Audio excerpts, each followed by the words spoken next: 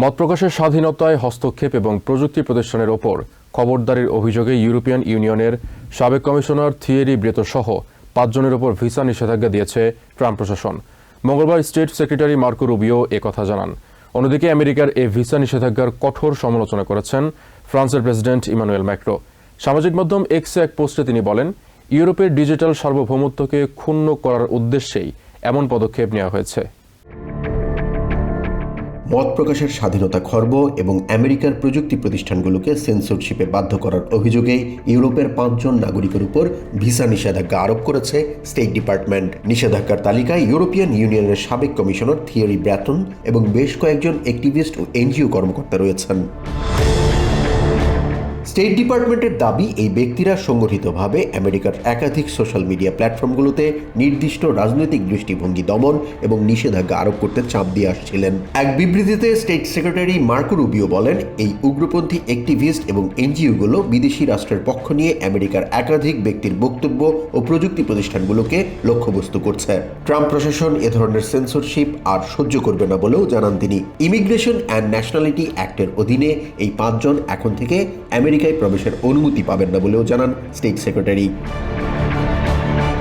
State ডিপার্টমেন্টের নিষেধাজ্ঞার তালিকায় থাকা উল্লেখযোগ্য ব্যক্তিরা হলেন ইউরোপিয়ান ইউনিয়নের সাবেক কমিশনার এবং বিতর্কিত ডিজিটাল সার্ভিসেস অ্যাক্টের প্রধান রূপকার Thierry Breton, centre for countering digital হেইটের CEO Imran Ahmed, global disinformation ইন্ডেক্সের director Clare Melford, Josephine Ballon এবং আনা লেনা ফন হোডেনবার্গ সহ জার্মান সংস্থা হেইট এইডের কর্মকর্তারা। এদিকে এই পদক্ষেপের তীব্র প্রতিক্রিয়া জানিয়েছেন থিয়েরি ব্র্যাটন। সামাজিক মাধ্যমে তিনি প্রশ্ন তুলেছেন, ম্যাকার্থির আমলের সেই উইচ হান্ট কি আবারও ফিরে এলো? অন্যদিকে গ্লোবাল ডিসইনফরমেশন ইন্ডেক্স এই নিষেধাজ্ঞাকে অগণতান্ত্রিক এবং মুক্ত মতের উপর স্বৈরাচারী আক্রমণ বলে আখ্যা দিয়েছে।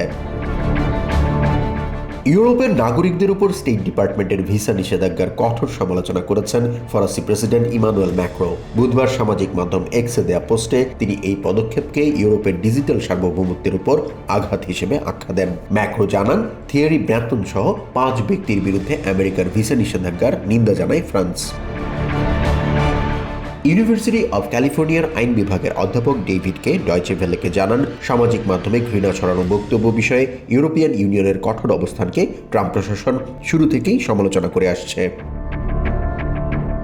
ইউরোপিয়ান প্রযুক্তি বিশ্লেষকদের উপর স্টেট ডিপার্টমেন্টের ভিসা নিষেধাজ্ঞায় অবাক হননি জানিয়ে তিনি বলেন, ডিজিটাল সার্ভিসেস অ্যাক্টের মাধ্যমে আমেরিকার প্রযুক্তি প্রতিষ্ঠানগুলোর উপর নজরদারির চেষ্টা ভালো চোখে দেখছে না ট্রাম্প প্রশাসনের কর্মকর্তারা। একই সাথে বিশ্বের অন্যান্য প্রযুক্তি প্রতিষ্ঠানগুলোর আচরণ বিষয়ে ইউরোপের উদাসীনতা ট্রাম্প প্রশাসন আমলে এনেছে বলেও জানান তিনি। ইউরোপের ডিজিটাল সার্ভিসেস অ্যাক্ট নিয়ে দীর্ঘদিন ধরেই ওয়াশিংটনের সঙ্গে ব্রাসেলসের উত্তেজনা চলছে। ইউরোপ এই আইনটিকে ঘৃণা ও ভুল তথ্য ছড়ানো বন্ধের হাতিয়ার বললেও ট্রাম্প প্রশাসন একে আমেরিকান প্রযুক্তি প্রতিষ্ঠানগুলোর উপর বাড়তি বোঝা এবং বাকস্বাধীনতা হরণের উপায় হিসেবে দেখছে।